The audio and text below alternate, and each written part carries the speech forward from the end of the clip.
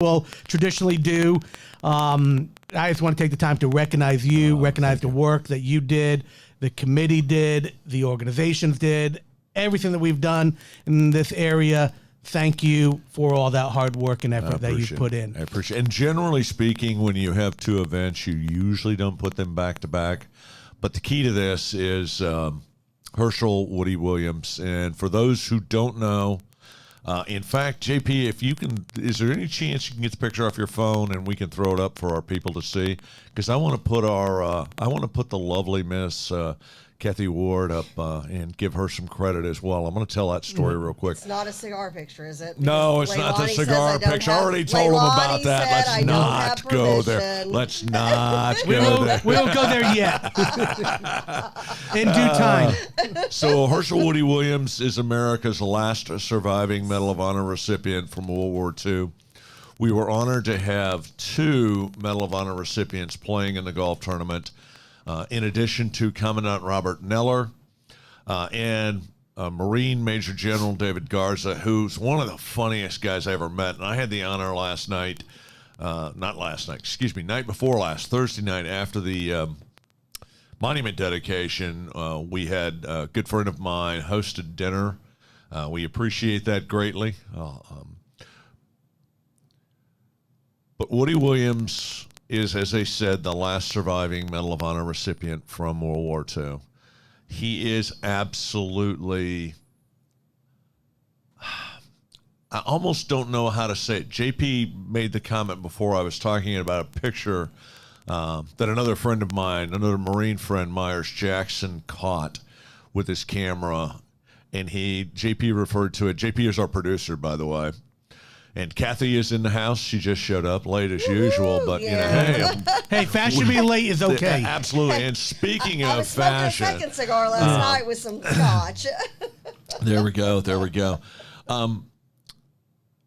Woody Williams is a national treasure. He retired from the Marine Corps. He went to work for the VA. So I wanted to talk about the Gold Star Family Monument for a second because his foundation was created because you realize that as much as we honor veterans, and we're going to honor our fallen later this month, and that's a big part of the show. You'll notice the Carry the Load shirts, the Carry the Load hats. We're going to talk about Carry the Load a good deal today. But the one thing that Woody realized, and this is the kind of man that he is, he recognized that the families of our veterans carry an even heavier burden. They pay as heavily when it comes to sacrifices as our veterans do. And so he started his foundation, the Herschel Woody Williams Medal of Honor Foundation. He didn't consult me. He wasn't about to make that a short website. And I tease him. He's a wonderful man. But he wanted to create a monument to give our Medal of Honor, to give our Gold Star family members a place where they can honor the fallen.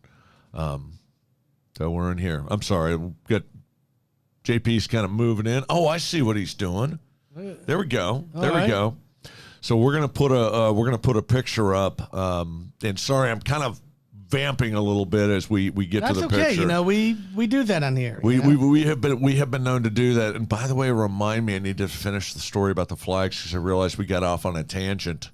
And boy, that was a weird tangent last week. And I wanted to finish the story of the flag order. But here we go. Here's a picture of Woody Williams. It's not actually Andrew White, but that's Woody Williams. That is the lovely Miss Kathy Ward. She showed up in resplendent regalia, as she normally does, for the event, and so I drafted her to do our Pledge of Allegiance. And she didn't know it was coming, but she handled it with great fanfare. This was at the golf tournament. It was an absolutely wonderful. It was a great golf tournament. We had a lot of fun. We pride ourselves on throwing one of the funnest golf tournaments. I don't know if funnest is a word. Sure, why not? Let's go with it. You know, it is now. It's a crap ton good. It's a crap ton. And here's the thing. I learned this much. If we use that word 4 times, it can go into the Webster Dictionary. So funnest, you know. We have done that. So I think we're at 3 now, so we just need one more person to use it, and then we're good. Yeah, we're good. So truly honored. There's a picture on my personal Facebook page. Go to Chuck Wright, and you will see it. And we didn't have time. I didn't even think about it. Yeah, see, there we go. Now I look like a midget compared to Andrew looks like a giant. And he absolutely loves this because, like Woody Williams, he's not the biggest guy in the world. No. Woody Williams was 5'4", and so I need to tell the Medal of Honor story. I will do it very quickly. And I mentioned 5'4". He's 100 and it was 130, might have been 125 pounds on Iwo Jima. It was a hot, nasty, stinky place, and yes, I've been there. And I didn't have anybody shooting at me, and it was not a place I wanted to spend any time. I can't imagine what they've gone through, and I talked to a couple of people. Another is Iwo Jima survivor Don Graves yesterday, but another gentleman and another Marine who had done tours of Iwo Jima as well. And they talked about... Have they opened that back up, or is it still... They go back and forth on that. But Woody Williams is at a point, they were trying to move tanks up. So the key to taking Iwo Jima was to secure the airfields that we were going to use. It was a midway point for the B-29s. On the way back, those that were shot up and crippled, it gave them a place to land other than the Pacific Ocean. But it also gave us a place to launch the P-51s that would fly fighter cover for them over Japan, as we were doing the bombing in World War II. Anyway, the island was incredibly fortified, and the biggest problem was they had this incredible, they had 3 years to do nothing but prepare for an ultimate invasion, and they knew it was a critical island in the strategic outlook of World War II and the bombing missions and all of that. Woody Williams, as I said, was 5'4". He was 100 and maybe 25 pounds. He strapped a 75-pound flamethrower on his back, and with 4 Marine riflemen, advanced and took out. So the official, we've never, nobody is able to confirm exactly how many pillboxes he took out, but it was somewhere between 4 and 7. That's where all the reports go. And in the fog of war, sometimes things get lost. And you don't get the exact, and it's interesting as people don't understand. People who've never been in combat, people who've never been in that kind of a stress situation don't understand. You're not going to get an exact, Hollywood's not out there filming everything, but there is no question that he went out and led the way in using a flamethrower. And this is really interesting. Come to find out, they assigned demolitions. So in addition to the 75-pound flamethrower, he's also carrying these 20-pound demolition charges that he would then throw into the pillbox and destroy it. And so what he did is he carved a path through which the tanks were able to advance, and they were able to secure one end of I believe it's airfield number 2. I've got to go back and do the research on that. But there is no question that to earn the Medal of Honor, one has to act. And now I'm losing the exact. Gallantry beyond the Call of Duty. Yep. Yeah. And again, we've talked several times on this show, and it was one thing that struck me because I had an opportunity this past week to also meet, and this was a real thrill, Salvatore Giunta. I believe I've said that right, Sal, if I got it wrong. Another outstanding human being. Oh, my God. And talk about what we've talked about so often. These men are so selfless in their actions. They even after and I'm going to just in saying there, both men, and I would say this is almost a universal, I don't know criteria of the word, or just circumstance of Medal of Honor recipients. Not one have I ever met has always said that is something that, they all say, this is not for me. I just bear this for the others that can't.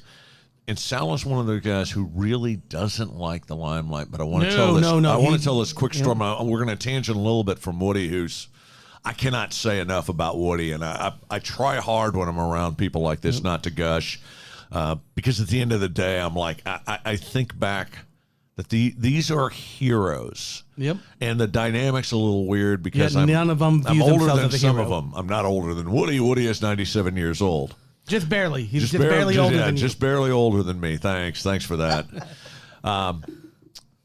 But Sal did something, and I think this is a true testament to his character. He was with the 173rd Combat 173rd Airborne in Italy. You Army guys make it so, but they're headquartered nearly. They got these weird titles, and it's like, where did this number come from? It was a lot of times it's just plucked out of the air.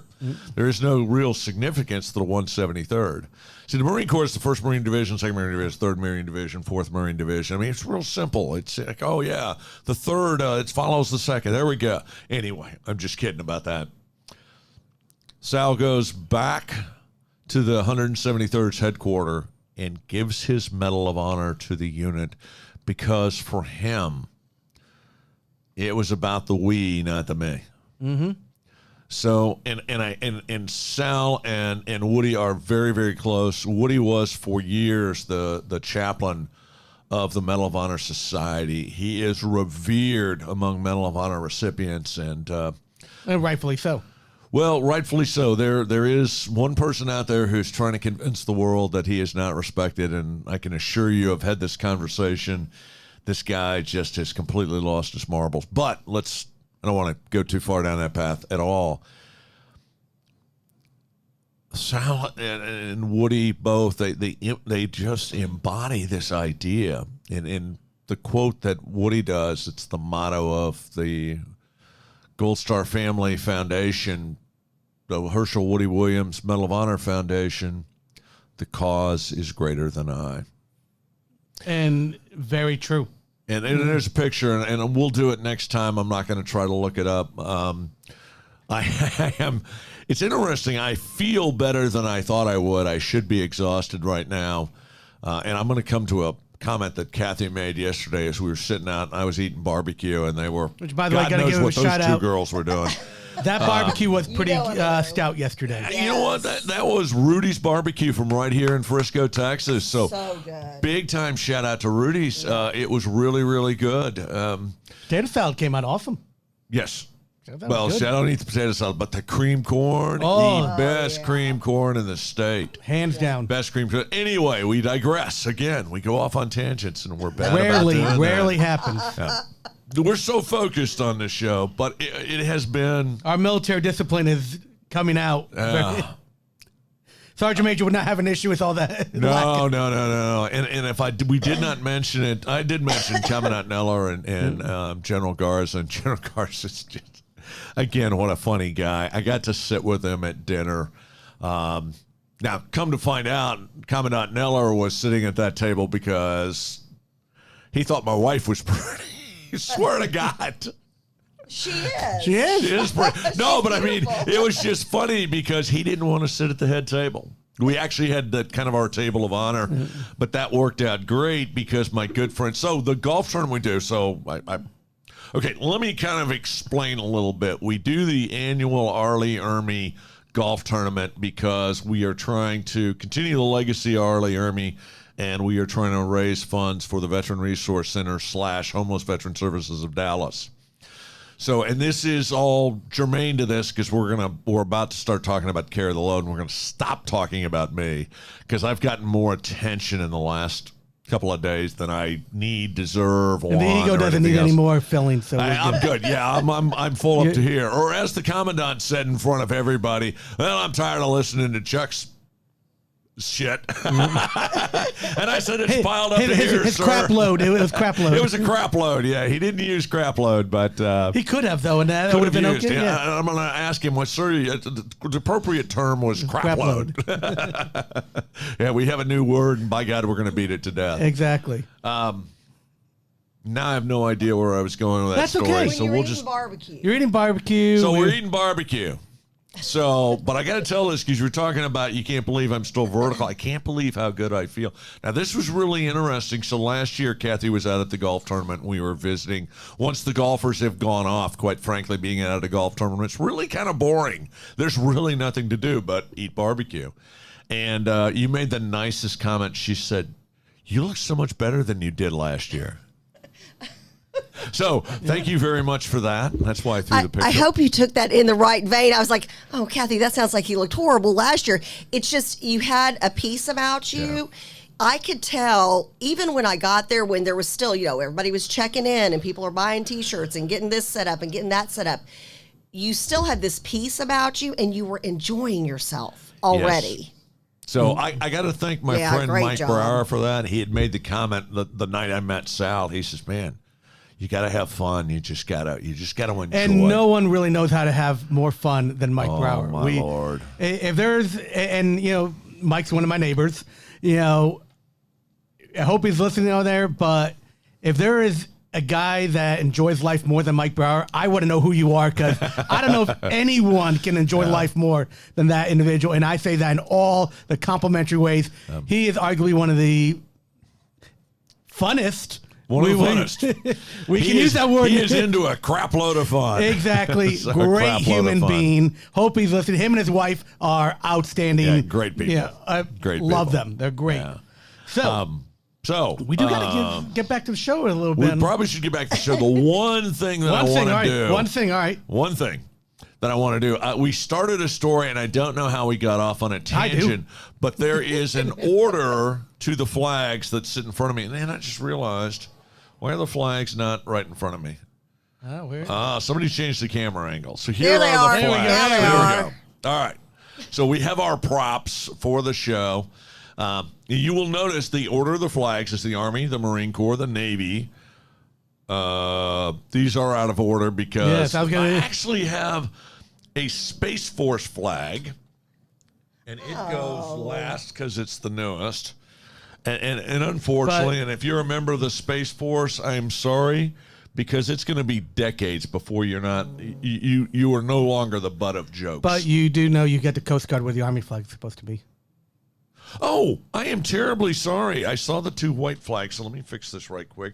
It's supposed to be the Army flag in front, and I had that. This is the military version of the Barbie dream house. Exactly. I love it. You will hear that line again. I like that That's line. a high compliment coming from a Barbie dream house owner as a child. We will come back. There is a sidebar story about the Coast Guard. I get to embarrass another friend of mine, and thank God he has recovered from cancer, Burton Gilliam. The star, he one looked of the great stars. yesterday. He looked great. He has been fighting cancer. He wasn't able to play with us in September last year, but he was out there this year. So the Army flag is first because it is the oldest of the service flags. It was created before anybody else. The Navy was created, and the next day the Marine Corps is created. People go, well, then why isn't the Navy flag first? Or before. Why isn't it in second place? And the Navy's now trying to change. They're trying to rewrite history. We're in this era of revisionist history. But what had happened is both the Navy and the Marine Corps were disbanded after the American Revolution in the 1780s, I want to say 1784.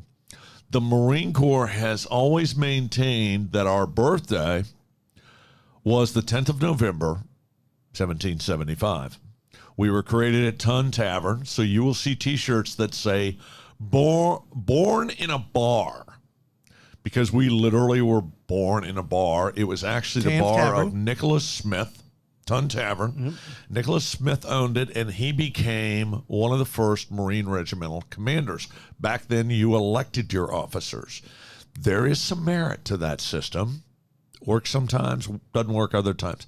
But when the Navy disbanded, and then when the Marine Corps and the Navy were reconstituted, the Navy used for well over a century the new date that they were established. They didn't go back to November 9th. They were actually created on November 9th, and the Marine Corps was created originally on November 10th. Whereas the Marine Corps said, no, we were created on November 10th, 1775. And so it wasn't until the 1970s, so well over a century, the Navy was using their recreation date.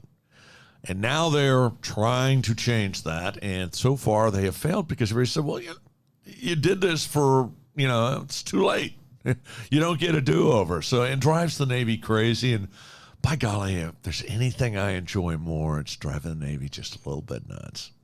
Of course, as they say, and they always want to counter, hey, but the Marine Corps is a department of the Navy, to which we say, yes, sir, the men's department. So I wanted to finish that story because I was rewatching the show as we try to make the show better and better and more entertaining. And one less of the tangents. Beer cart. We are notoriously bad. So I did not finish that story, but I wanted to talk, and we started talking about my friend Burton Gilliam. Yep. And really, and very much another guy that you've met him once. He's one of your best friends. He'll always treat you that way. Absolute class act. We are so glad that he has recovered from cancer. I actually got to sit at him Thursday night with dinner as well, and there were a lot of laughs. It was a lot of fun. But most people don't know. And he loves it when I point this out because most people don't know. He is a Coast Guard vet. Yep. He is a Coast Guard vet. And speaking of, so we're going to do this. We'll tell this story again in October. We told it last October. But when I talk about the Coast Guard, I always have to tell the Douglas Monroe story. Yep. Douglas Monroe was the only Coast Guardsman to ever earn the Medal of Honor. Receive. Don't not earn, receive. Well, he earned it. Yeah. He earned it. Yeah. But he did not win it. Don't ever say somebody won a Medal of Honor. There wasn't a contest. Yep.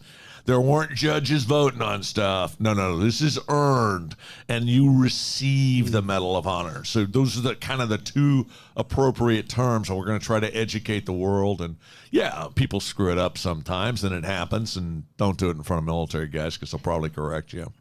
But Douglas Murnau, and the Navy also hates this story. So the Marines had landed on Guadalcanal, and they hadn't offloaded a quarter of their equipment. And the admiral who was running the task force decided the threat was too great. And there was the admiral that, do you know? I don't know who that admiral was. Admiral Halsey was not real impressed.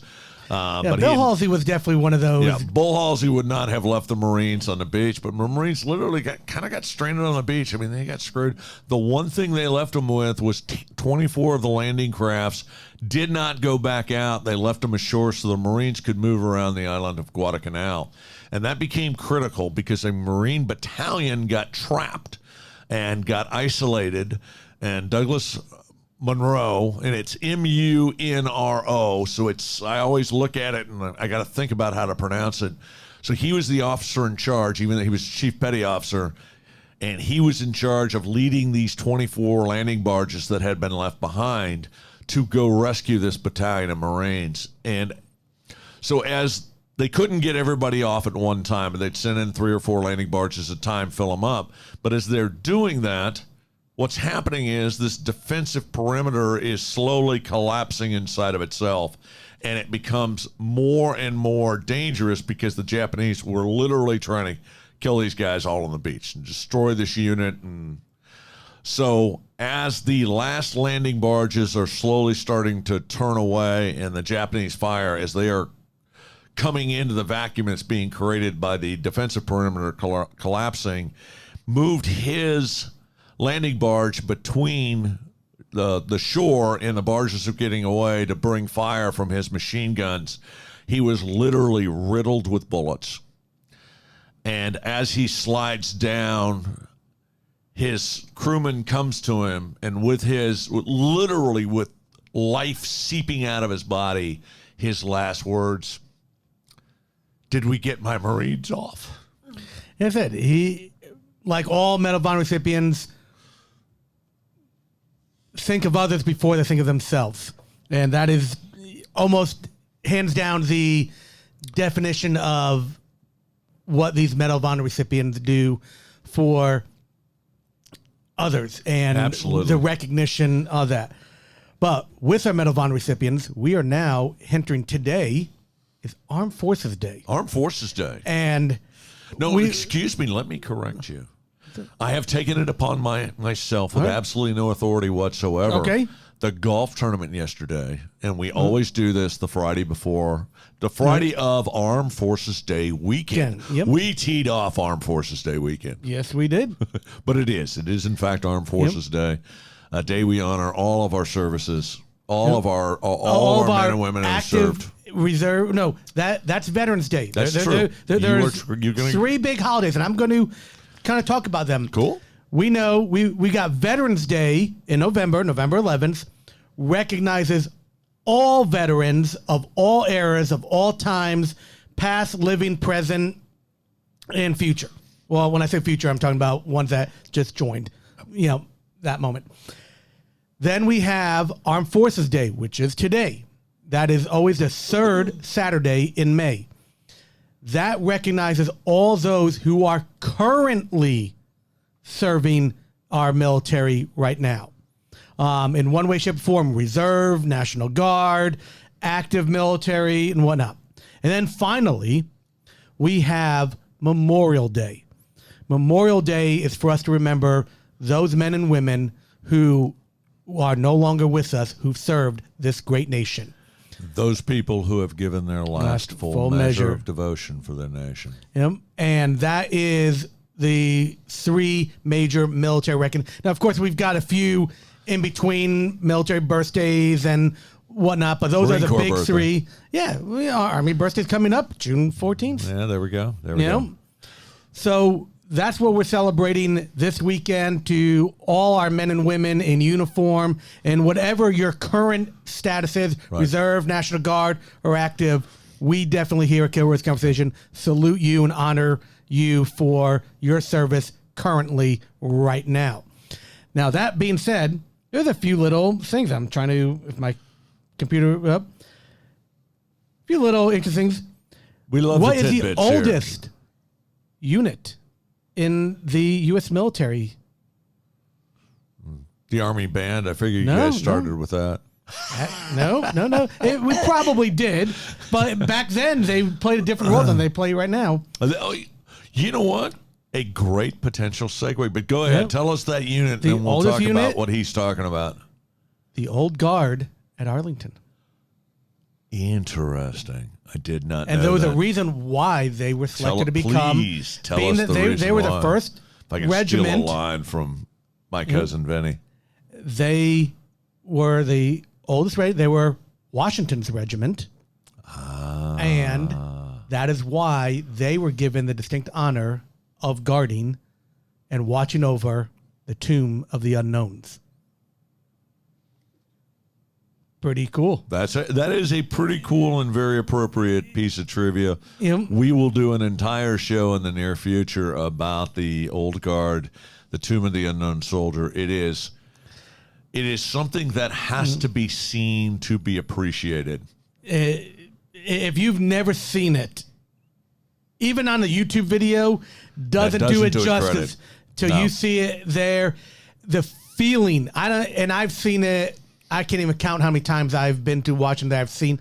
It never ceases to just get you right here. I mean, it is just one of those things that I don't know if that could ever get old or minimize the effect of that. And again, to go off on a mild tangent here, if there's one thing that COVID, I think, has taught us, and there has been some good come out of COVID. I think it's more bad than good, but you're always trying to find the silver lining.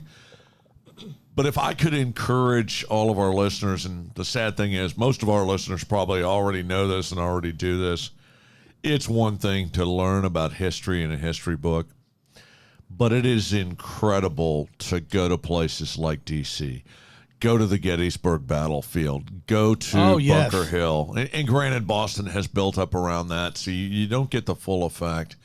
But to actually stand, and I can't remember the name of the cemetery in Boston, we had spent, we did the tour. Where Roosevelt, not Roosevelt, Paul God, Revere. All of those. There's a cemetery where... It's on the Freedom Trail. And you just walk between gravesite and gravesite, and I'm not a big... Now, my wife and my mother, they like to go visit cemeteries. I'm like, ugh. But walking through there and you see the name Samuel Adams, and we think of it as a beer now. And that's a good beer. I like Samuel Adams. Hey, guy from that area. Trust me, we like Sam Adams. But to stand in front of his grave and Paul Revere's grave and to think about that, and from there you're up on a hill and you can look down into the water. And we did, and I'm going to continue this tangent just a little bit. So we did the double-decker, those goofy-looking tour buses. Mm-hmm. Let me tell you something. As goofy and touristy as they are, I have recommended that to everyone. What a great way to see Boston in a hurry. The duck boat? You ever do one of those? We did not get to do the duck. That is good. There's two things I'm doing when we go back to that area. The JFK Library. Also, first presidential library I've ever been to. Amazing. Yeah, and then the duck boats. So you can go out and see where, and then we were talking about amphibious boats, the landing barges that they use, the ducks, that was part of, and they used the different barges to do different things, but the ducks were part of that. Well, actually, I'm going to add to your bucket list of things that you may want to do when you're in Boston. And I believe it's starting around now because it would make sense that it takes this much time. Now, I know you were a Marine, or are a Marine. I got to correct myself. Once a Marine, always a Marine. Got to make sure to put that little caveat out there. Someone yesterday actually questioned me about that. I won't mention names. But, they said, well, no, they're no longer Marine. I'm like, no, I know a few people here that may disagree with you on that, but we won't go there. What famous and oldest active naval vessel is in Boston right now? Actually, and I know the answer to this. I was just, believe it or not, this is where I was going. But there's more to it. Yeah. It is still an active man-of-war ship, and it is the only ship in the U.S. arsenal today that has taken fire and fired upon an enemy combatant, and that is the USS Constitution. Now, do you know what the Navy does with the U.S. Constitution for the top percentage of Navy chiefs on that boat starting roughly around now? I have no idea. Through the 4th of July. No clue. The top chiefs, and it is a very distinct, and I've learned this from a few Navy chiefs that I've met. Mm-hmm. They get selected for, I think it's like a 2-month tour. It's only chiefs. Right. They learn to redo like I don't know what it's called, like the rigging. The rigging, thank you. Not a Navy guy, so, and they're not ropes, they're riggings. They sail the Constitution out of there on 4th of July. Yep. And it's only for the top. So if you get to be down there during this time and seeing all those active would be cool chiefs. To see, yeah.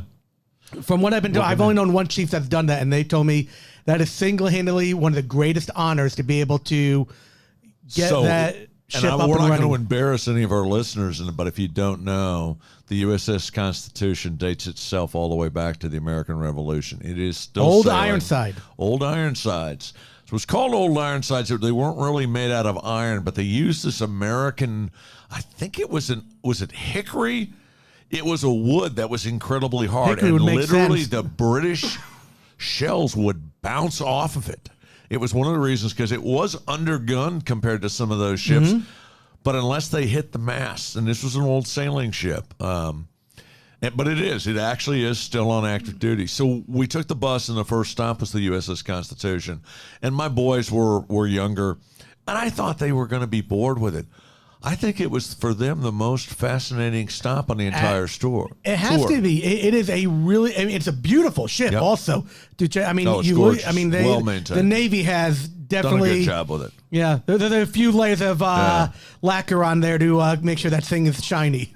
And what you do is the buses kind of go in a circle, and they hit the different stops, but you get off of one bus, and that bus moves on, and then you pick up the next bus. Yeah, DC is the same way on their. They do something like that too. We didn't do that one, but to do it in Boston, it was amazing because, for one thing, the driver is kind of telling you what's coming up next, which was fascinating. He brought you over to Harvard Yard where you can go get a beer. Yeah. You got to go park the car. My boy was wicked smart. Yep. I love the wicked smart. And you get a lot of that, and you get a lot of the feel of it. But if there's there's 9 stops, I think, on the tour. And if one of them's not that interesting, you just ride on to the next one. But you can kind of control your own tour. And of course, we made our last stop because the last stop is Cheers. Cheers is an actual bar. What is the name? It's not Cheers. Do you know the name of the? No, I don't. All right, here's a little thing. There's Cheers. Yeah. Is actually the bar named Cheers is across the street and just down a little ways. No, upstairs from. No. What are you? I'm telling you. The bar Cheers is actually across the street and just down a few doors down. The bar that you're talking about, with the sign that we all seen for the show, the real name of it is called the Bull and Finch. Interesting. And if you watch the opening credits of the show, you'll notice the word, you see the Cheers sign, that's over it. But if you pause it and look at the sign on there, it actually says Bull and Finch. Very interesting. That is the actual bar, and the stairs going down are the stairs to the Bull and Finch, not Cheers, the bar. True. And interesting, in the show, it was reversed. The restaurant was upstairs. Exactly. So we started because the gift shop was down there, and of course we got our Cheers It's hat. famous because of the opening credits of the show, but the actual Cheers bar is across the street and just down, it's within viewing. Right. line of sight. Absolutely fascinating. And of course, I have a picture of me drinking a Sam Adams in Cheers. Yep. And I had to slam that down real fast because we were moving on. We had a lot going on that day. That was the last day of a family reunion. And we were actually out on the Cape. So my mother is from the area. She's from Danbury, Connecticut. Right across from my hometown of Fairfield. Yeah, there we go. My grandparents had retired on the Cape. We used to go out there for the summer, and it was kind of fun. But one of the things that we didn't do enough of, I don't know how many times I've gone to see Plymouth Rock, but that was about as far as we went, and we did some fascinating things on that trip. I actually got to walk across the bridge, Lexington and Concord, and hear that story. Interestingly enough, do you know the name of the tavern where first the Americans plotted and schemed, and then when the British marched in, they used as their base of operation? I don't. Oh, should be fairly obvious. Wright Tavern. I kid you not. Did not know that. So Cousin Wright owned this. I refer to all Wrights as cousins. That's just what I do. So, did we get Terry to phone in? No, Terry called. He's unable to call. He just hit me up. So honored. Terry Burgess was at our dedication. And where are we time-wise? But he runs the Gold Star Parent Retreat. And first of all, as Chuck's looking up there for me, let me tell you something, Terry, and if you're listening out there, I say this all the time directly to him, arguably one of my favorite human beings on earth. I love him and Elizabeth. They are amazing people, and what they do for the Gold Star families is just incredible. Yeah, absolutely incredible. A support group, what an organization, what they do and how they honor these families, the fallen area. They are just they're inspiration. You cannot not meet Terry Burgess and not feel absolutely inspired by him and what they do. They are just outstanding individuals. Waiting room? We have someone calling in.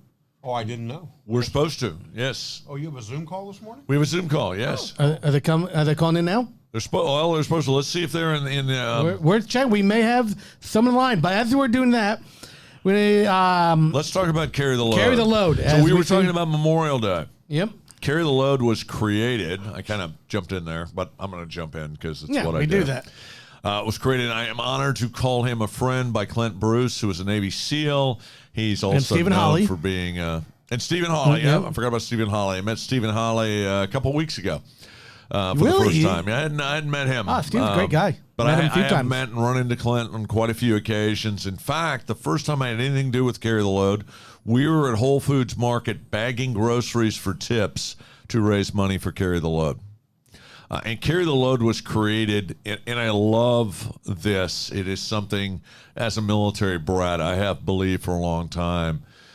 Memorial Day for a lot of our veterans is an extremely significant holiday. It's not about barbecues. It's not about the Indy 500 for us, but it's about honoring those literally who have given their last full measure of devotion to their nation. And I lost two of we've lost more than that, but I have two TBS classmates. So when we first started in the Marine Corps, we go through what is called the basic school, and we spend 6 months there learning how not to be a 90-day wonder. And it's actually a great school, and I still keep in touch with some of the people that I went through school with, but two of them we lost. Keith Sweeney, who was an HMX-1 pilot, and those are the people who fly the president. They are generally considered the best of the Marine Corps helicopter pilots. And he was slated to be the first tilt-rotor squadron commander. But the one that I really, and the reason I love both of them, but Keith left an incredible legacy. His daughter was cheerleader at West Virginia, was an honor grad. Not West Virginia, Virginia, the University of Virginia. His son was also a UVA grad, followed in his dad's footsteps, and now flies V-22s in the Marine Corps. I don't think you could have a better legacy. But the ones that make me the saddest, and that's my friend Wooly Bear, who was this incredible young man. He was another one of these very humble young men. Had something happened, I have absolutely no doubt he would have selflessly offered his life for his men, for his Marines. But he was one of those that we lost, and his life was taken entirely too soon. Absolutely. He wasn't able to meet someone like Joanne, who was Keith's wife. He wasn't able to see his son and his daughter and watch them grow up. He has a legacy. Woolly Bears was stolen, and there are tens of thousands, and these are the people that we honor and carry the load. These are the people that we are trying to pay respect to. They say that, and you guys might notice a tie, and if you haven't, I'm gonna connect these links. The Gold Star Family Monument Project is for those that have been left behind. We got him? We do. All right. I hope we And we get him on there, and then before we do, I do have a little knowledge bomb. Go. As we're working that, little knowledge bomb. You mentioned something about the Indy 500 for Memorial Day and all that's not about. But do you know one of the first drivers to win the Indy 500, Medal of Honor recipient, and he later... No. And do you know who that was? And he No, I later do not. bought, the bricks at the Indy 500? Right? When you hear the name, you're going to be shocked that you're almost going to hate yourself for not knowing it. World War I ace, Eddie Rickenbauer. Oh, my gosh. He was... I forgot he was a race car driver. He was an Indianapolis race car driver. He was first on General Blackjack Pershing's staff. He was 2 years older than the max limit to become a pilot. But because of his driving skills and abilities, Interesting. Pershing gave him an exception. So at 27, he became the oldest pilot, but he became the ace of aces in World War I for U.S. Pilots. And Okay. he bought it. So now We're about to throw up. We're going to introduce Mark, and we're going to introduce Steve Weaver, and they are from Roll Call. And Mark, I promised you this at the golf tournament. We're pretty much going to let you roll, tell the story. I'm sorry, we're not supposed to look at the camera in back. We're about to throw their images up here. I'm supposed to look at the camera in the front. Hey, everybody. So, Mark, Steve, take it away. So we can see if we can hear. Okay, can we hear you? Oh, continue to talk. We don't have their voices. I don't know. Have them talk. They haven't Talk. spoken. Oh, say something, Mark. Say something. can't Steve. hear them. All right. We can't hear We're- them. we're working on it. Bear with us real fast, guys. We're trying to correct the technical whatchamacallits. Have them talk again. Go ahead. Say something. All right. Well, as we're working on the technical difficulty, I'm going to throw out a few other little stuff. As Carry the Load is coming up, we've got multiple teams, and we've got ways for folks to join us. We're still working on the technical side. As we're doing that, I'm going to just add a little bit over here. As soon as I hear their voices, I will stop. This year, like last year, we had to do Carry the Load virtually.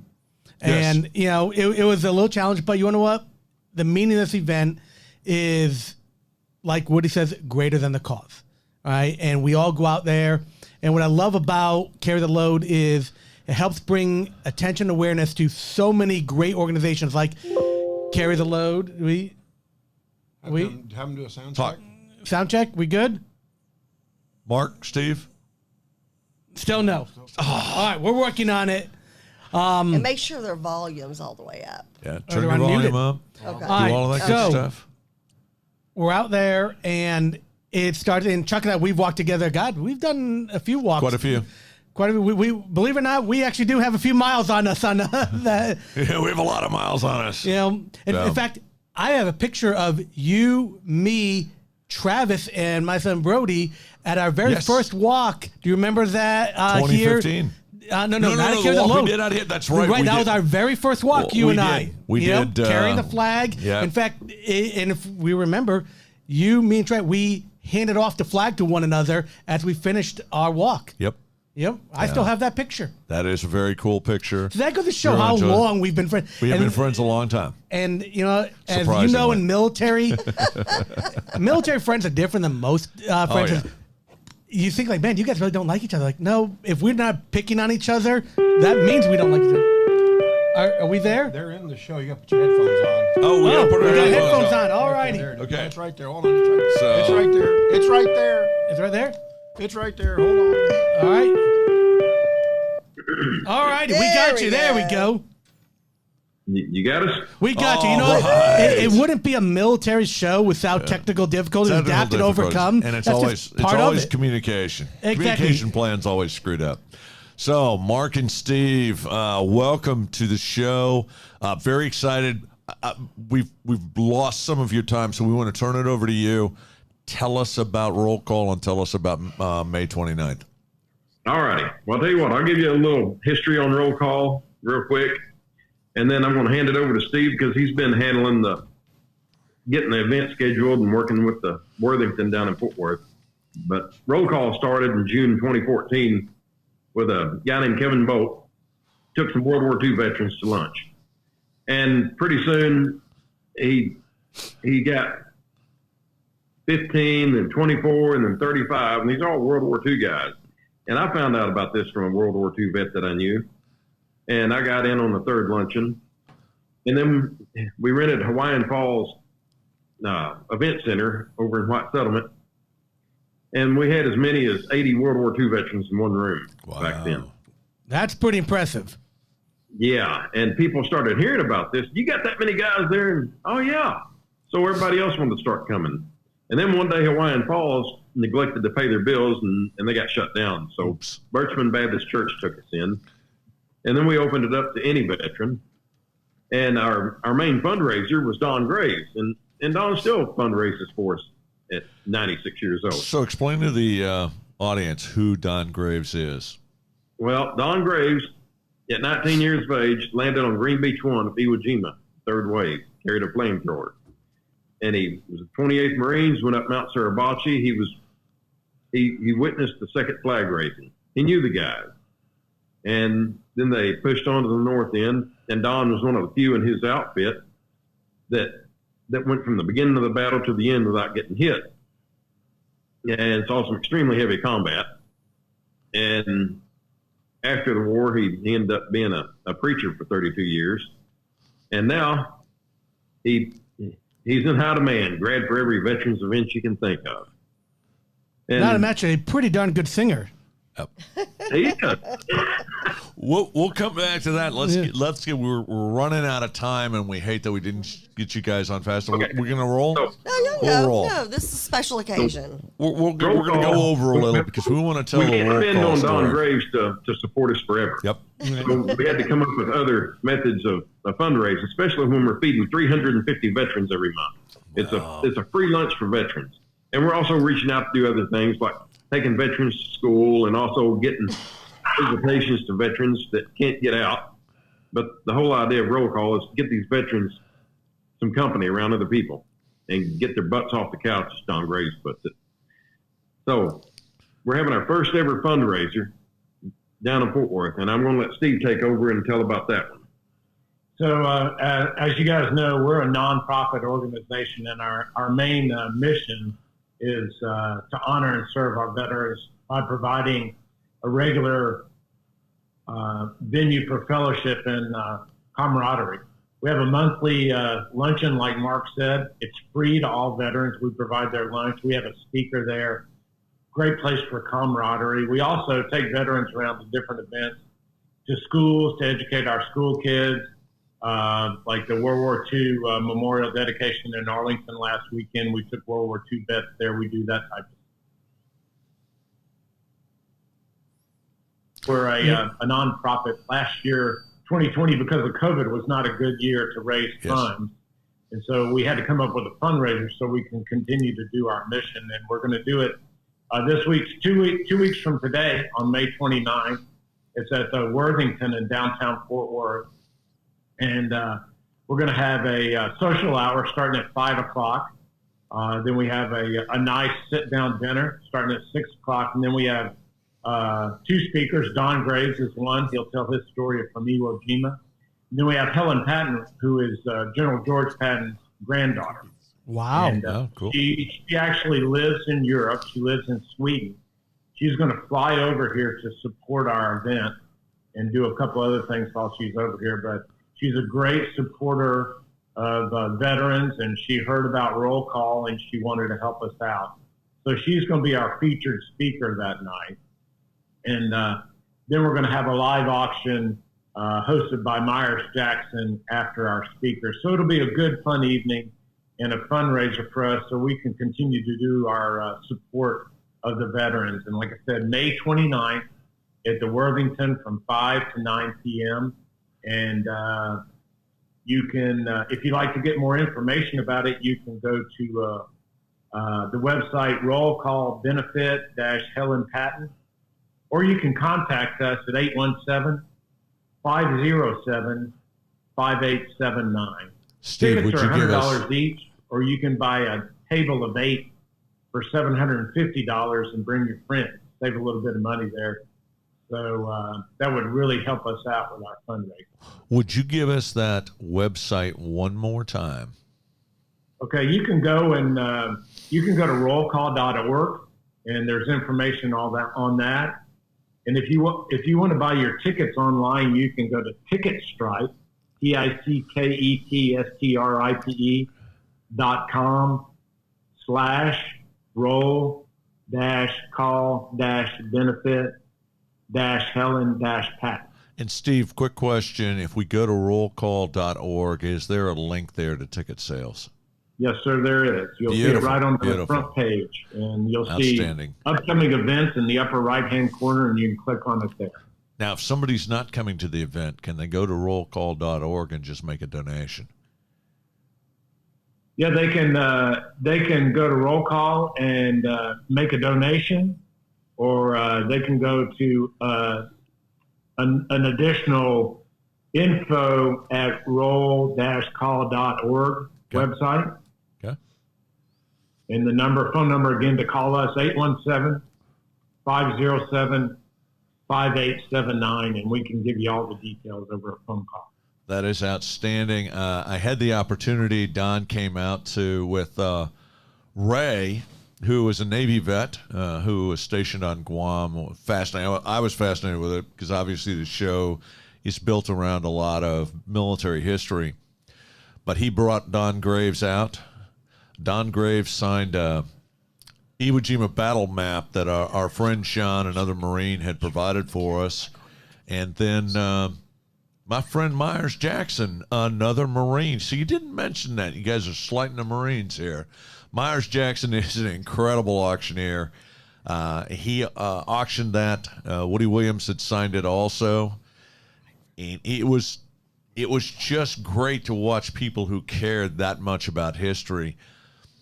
And I really appreciate, Ray and I talked at length, really enjoyed it. But I can't say enough about what you are doing and how it has expanded to go from honoring our World War II vets to bringing in our veterans and giving them an opportunity for a little camaraderie. For some of them is sorely lacking. Yeah, Sorely absolutely, 100%, and it is an incredible thing because that's the one, and we've talked about this on the show many times.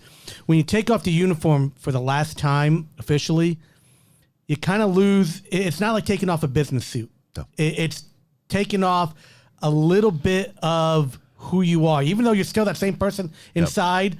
I remember the day I took mine off for the last official time, and it's a little bit of a gut check. It's That the wasn't hardest, that long ago. exactly. January 2nd, 2019, you know, it does kind of feel awkward knowing that I'm never putting this on again for an official purpose. And it does get you, you know, that was definitely the hardest thing to do, I think, for me and for many. And then you lose that because you still stay in touch with some of your active service members. But it's a little different when you reach out to them. Not the same. You know, it's just a different conversation with them. But y'all are doing great work for our veteran community, you know, and it's needed. It really is. And one thing before we jump back to Steve and to Mark, I wanted to say, this is an organization that's doing good work for the right reason. 100%. And unfortunately, in the nonprofit world, in the veteran service organization world, you can't say that about every organization. But I really have been impressed.